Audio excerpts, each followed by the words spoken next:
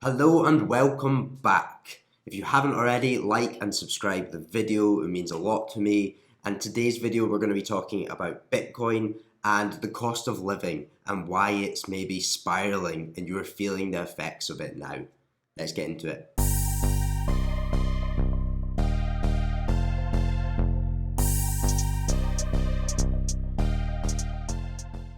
Okay, let's start off with the Bitcoin chart. This is what's happening. So, as you can see here, we have broken this trend line because we did have that big spike down, and that was because of real world events. It's what's happening with the Fed at the moment, as we talk about on the podcast, and global markets, traditional markets. S&P is down, NASDAQ is down, Dow Jones is down. They're all down. So this is what happens when things like that happen in the real world. It affects cryptocurrency as well. But let's look at what is happening now. We are seeing support down here.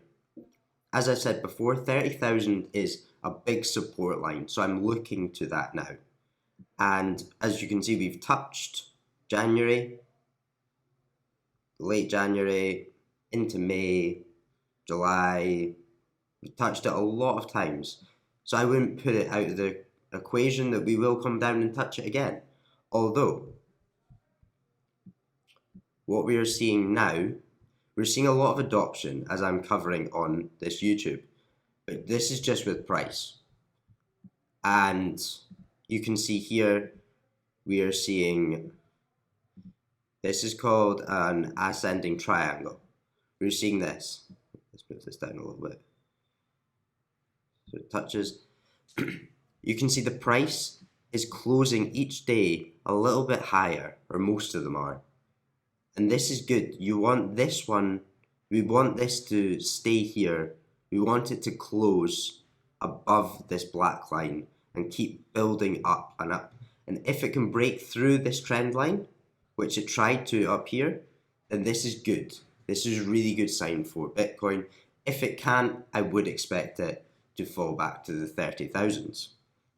But for me, I see this area here as a great buying opportunity. I've already started DCAing, dollar cost averaging, into the likes of Bitcoin and other cryptocurrencies. So that's my opinion on, I feel comfortable putting my money in at these prices, and it's all down to if you feel comfortable doing it. Okay, let's get on to what we're actually chatting about today. I'm going to make this quick. So this is what we're seeing in the UK. I'm obviously not in the UK, and at this point I'm quite thankful that I'm not paying gas and electricity bills, because we're going to see them potentially go up 50% from April. So the proportion of British households struggling with energy bills will triple in April when regulated prices look set to increase by 50%. This is coming, guys. You just have to prepare yourself that we are going to see gas and electricity prices go up because they are raising the cap on this. And even the energy firms are asking the government to step in, because imagine asking people who are maybe already in poverty or close to the poverty line are being asked to pay 50% more for their gas and electricity bills. Like, how many more people is that going to put in poverty? It's not going to affect the upper 1%. They don't care. It's going to affect the lower class people, and it's so frustrating. I'm going to highlight Martin Lewis here, and he's been calling for the government to intervene to prevent an energy bill crisis before the 1st of April, when the price cap, which most bills are based on, is predicted to rise 51%, adding typically £600 a year. £600 a year is a lot of money, especially for people that are struggling. So think what this is going to do. This is going to impact you. No matter where you are in the UK, it's going to impact you. So be prepared for this. And this is the effects of inflation, money printing, the broken financial system. On top of that, I'm sorry, this isn't as cheery as you might like, but you need to be aware of what is happening. You've got here, Boris Johnson and Rishi Sunak jointly commit to national insurance hike. There is a national insurance hike happening. So this is going to add more to your monthly payouts. You're not going to get as much in your wages. This is one of them, and then on top of that, sorry, you've got soaring food costs, and they've got energy bills here for the UK. Now, the food, you can all see that food is going up. We can see that fuel is going up. Everything is going up because of the broken system, the money printing, and, well, it's because of inflation. You can see the inflation rate here. For the UK, 5.4%. Do I think it's going to keep going? Yes, I do. I think we will see this keep increasing for a few more months into 2022. Who knows beyond that? It depends what happens with the money printing, with governments. So we're at 5.4%. But then let's look at wages. Because we don't know why I said that twice. Because we always have to relate it to wages, because these are your expenses and then your income is your wage. So this is your wages. The wages increase year or month on month. So as you can see here, 4.2%. 4.2%. That's not keeping up with 5.4%. 4.2. So you're losing money. That is just the average wage increase. And yes, you might think, oh, these are huge numbers. We done really well in July, April through to, let's say, October. But think it's compared to the previous year. What happened the previous year? Nobody was in work in April to August, September 2020 because, well, they weren't getting paid because of everyone was in lockdown. So of course these numbers are going to be huge because there's so many more people getting paid.